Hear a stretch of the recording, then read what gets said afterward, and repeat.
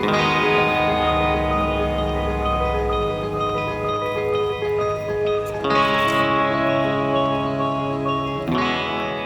we just showed up at the RawHyde training camp here with my dad, Jerry, and we are taking a adventure bike training course here. So we're just north of Castaic Lake. They got a whole like compound here. So yeah, check it out. So the class we took is called Intro to Adventure. It's a 2-day course. We showed up there Friday night and we rode all day Saturday and Sunday. They have rooms like bunk houses or some private rooms there on site. But Jerry and I decided to bring his motor home and just sleep on site.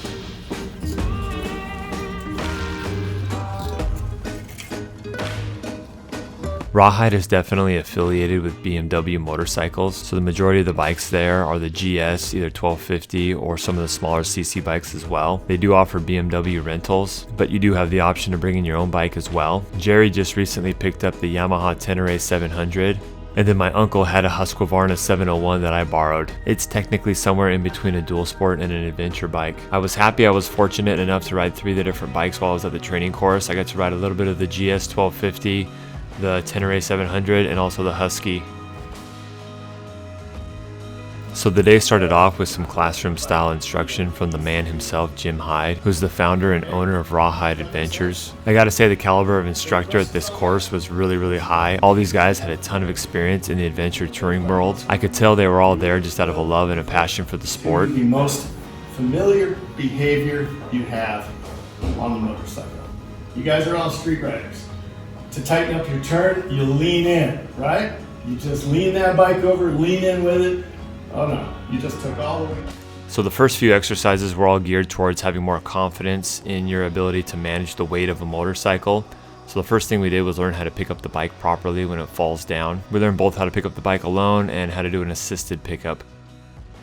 The next exercise we did, and I don't have footage of this, is we had to walk around the bike with the kickstand up and basically balance the bike as we walked around the full circumference of the bike. And this is basically to illustrate how easy it is to handle the weight when the weight is properly balanced straight up and down. After that, we did some friction zone exercises where we started with the bike and both walked alongside of it using just first gear in the friction zone with very little throttle. Next, we straddled the bike as you see here in this footage, and we put our right hand on the brake master cylinder and didn't use any throttle. And again, this was just to get the friction zone going. We basically used just the engine power at an idle and using the friction zone to walk the bike up a really small incline and then back the bike down backwards by pulling in the clutch and just walking it down.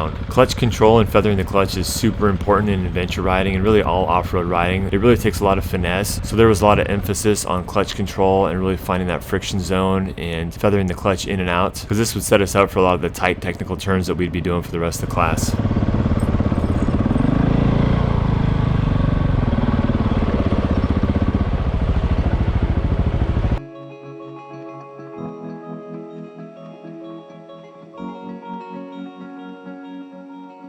Alright, so we're waking up day 2, and the first day was really cool. We started off with a lot of like basic stuff. We started off with some of these exercises and drills that really helped us manage the weight of a bike, you know, things like walking on the bike and holding it up and, you know, really getting that center of gravity straight up and down so you aren't carrying the weight. The weight of the bike is carried by the tires. So, and then we did a lot of braking things. They wanted you to get the feel of, you know, braking and skidding your rear wheel.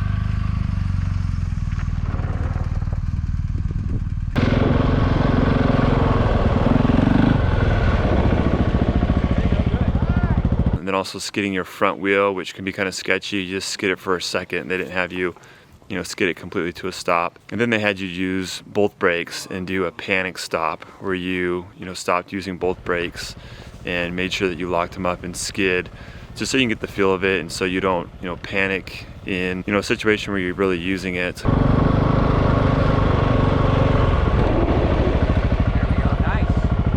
After we kind of learned the balance of the bike, being acclimated with the weight and how to manage that, and clutch management and also braking, then we started going into like some turns, and so things like 180-degree turns and just really tight turning and proper body placement, and where to look, using your head, where to visualize and look through the turn basically. And then after that we rode some trails and where we kind of used all those skills and combined them together and put them, I guess, into a little bit more of a real world application.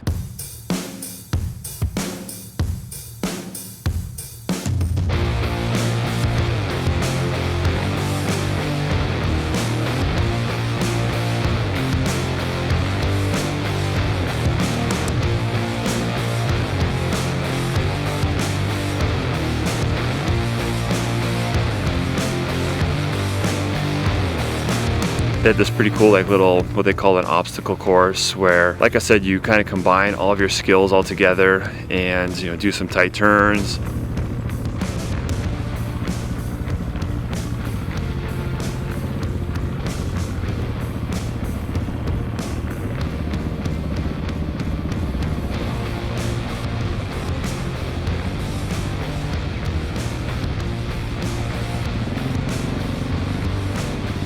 Go through some narrow trees, go over some rocks. They had one of those teeter-totter style wooden boards, which is pretty cool.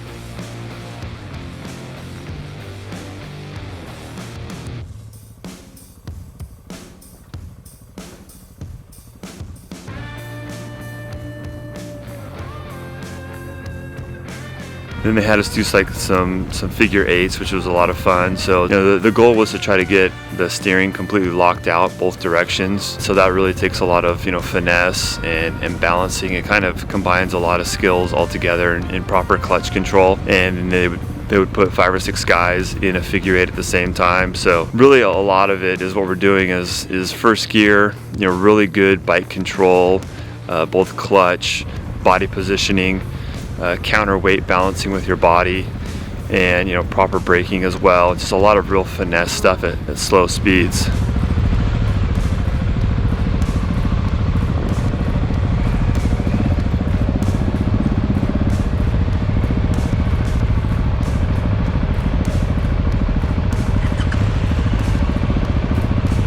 Now we're going into day 2. I think day 2 we're going to get out and do more like actual riding, where we're traveling a little bit and trying to combine all these skills all together.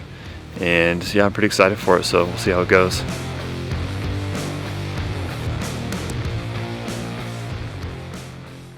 So we started off day 2 with kind of a refresher, and we started on what they call the meadow, which is kind of like a ribbon track where you're doing these tight 180-degree turns. And they opened up a second portion of the track where it was more of like a hill in the woods, where it was more of an off-camber terrain, and so it added a certain degree of difficulty to what we had done the prior day. And I got to start off and do a lot of the stuff the second day on the GS 1250. The GS I actually felt like was a little bit easier on the flat terrain and the technical stuff.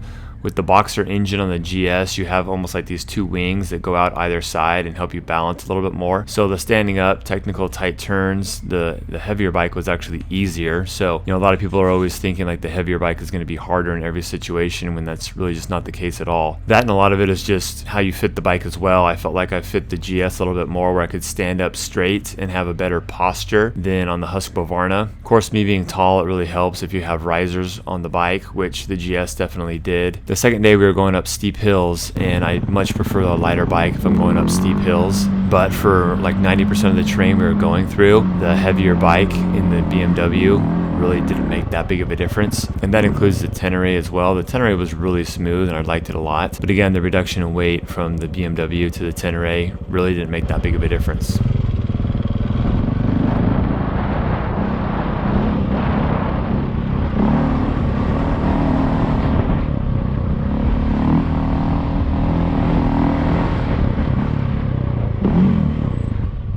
This is definitely not a class that you want to take as a beginner rider. You definitely need a little bit of a foundation in how to ride a motorcycle, whether that be, you know, dirt bike riding or on-street riding. Because I think if you were to come into this class as a fresh rider, you'd really struggle a lot. You know, these bikes are really heavy and we're doing really technical stuff. And most of the guys here actually do have, I think all the guys actually have a pretty good foundation of riding skills. I mean, for me, it really has, you know, helped me really sharpen my skills as well. Yeah, nonetheless, it's a really good refresher, and I definitely would not recommend, you know, something like this for a brand new rider. Yeah, once you get off road on these real heavy bikes, you know, a lot of these real finely tuned technical skills really come into play. So yeah, if you're a brand new rider, I would definitely start with like an MSF basic rider course first, and then use those skills and that knowledge for a little while before you then take on the intro to adventure riding like this course, because yeah, your skills will definitely be put to the test, and you know, your clutch management is definitely put to the test as well. So yeah, you should be riding for at least a year minimum before you try to take on an intro to adventure riding class like this. Having tip overs and dropping the bike was actually celebrated in this class. The instructors told everybody to honk their horns when they see someone go down, and that's for two reasons. One, to notify the other class members if someone went down to avoid further accidents. And two, is almost like a congratulatory honk that you learned something, you made a mistake, you learned something. So I feel like the environment and atmosphere around making mistakes and pushing yourself to the limits was a good, healthy one. There's obviously a big stigma in the motorcycle world around dropping your bike, and it can be an embarrassing thing. But the instructors and other classmates really celebrated it because everybody makes mistakes. We're all learning and we're all trying to better ourselves. Because when you it was turning right, you got your foot in and you rotated your foot and your knee, and you were doing real tight ones this way. Good. But when you went that way, this foot didn't turn in. Oh, really? Yeah, oh, shoot. And I pointed out to that guy, because when you turn the foot in, your whole body turns. Yeah. And when you did that, you were able to dip your bar a lot lower. So when I was turning left, I wasn't doing it. I wasn't turning my foot in right? Right, yeah, you weren't turning your right foot in. Okay, I gotta work on that. Yeah, well, that's what I'm saying. You know what I mean? Everybody's got one direction that's different than the other. Yeah. So we just completed our second day at RawHyde, this adventure bike training here. And it was cool. We kind of got to combine all the skills that we learned the first day and put them all together. Today we did some stuff like riding in the sand. We did some hill climbs. We did some stopping on a hill and going down hills and kind of how to navigate that. What'd you think, Dad? I thought it was great. It exceeded my expectations. Had a really good time. As they say, no blood, no oil. So the bikes were great, and it was a really good class, a really good experience. One of the instructors had like a man crush on Jerry because of his balance technique. He said he had the best balance of any student he'd ever seen. Do you feel like your skills have been improved, although you've been a long time off-road rider? I think my skills were greatly enhanced today, but I think we're exaggerating things just a little bit on the greatest guy he's ever seen or anything like that. No way. Well, I didn't say the greatest guy. I just said he had really good balance. For no guy, I'm okay. Yeah, so it was good. Definitely sharpened some skills, and it was fun to, we got to try a bunch of different bikes. The instructors were pretty cool, and so they let me try like a GS 1250. We had the Yamaha Tenere 700 that I rode, and then we had the Husqvarna 700. So I kind of got a taste of, 3 different sizes of adventure bikes. And so they definitely have their pros and cons. We were doing some pretty steep hill climbs at the very end, and the 700cc like the Tenere and the Husqvarna were definitely better than, say, your GS 1250. But yeah, all in all, RawHyde, this is a class act. This place is really, really good if you're thinking about getting into adventure riding. The intro to adventure riding, which is the class that we took, is definitely good. I would highly recommend it. You don't want to come here if you're a beginner rider though. There was a couple beginner riders here that had some on-road riding experience, and they actually had to bow out like halfway through the class just because it was just too challenging and they're just dropping the bike a lot. You are dealing with some really heavy bikes and doing some really technical stuff that requires a lot of finesse actually. So you're gonna want to have the basics down really good, but yeah, really fun all in all. What other skills did we learn today, Dad? We did braking. Now let's see here. We did the sand wash. We did hills. We did a lot of hill stuff. We did stopping on hills.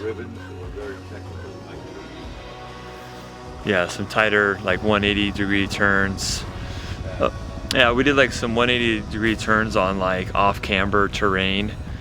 That was pretty cool. But yeah, the setting of this place is really awesome as well. It's like tucked away in the hills up here. So yeah, fun day.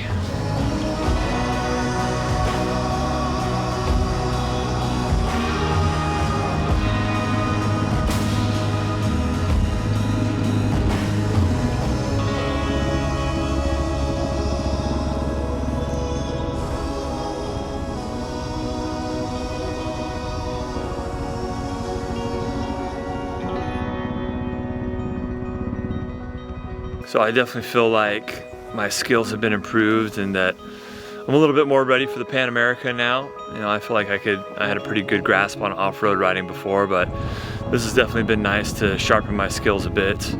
So yeah, I'm even more excited to get on the Pan America and really just explore some of the stuff, you know, out in Southern California that can't be done on your stereotypical Harley. I'm definitely pumped for the Pan America to come out.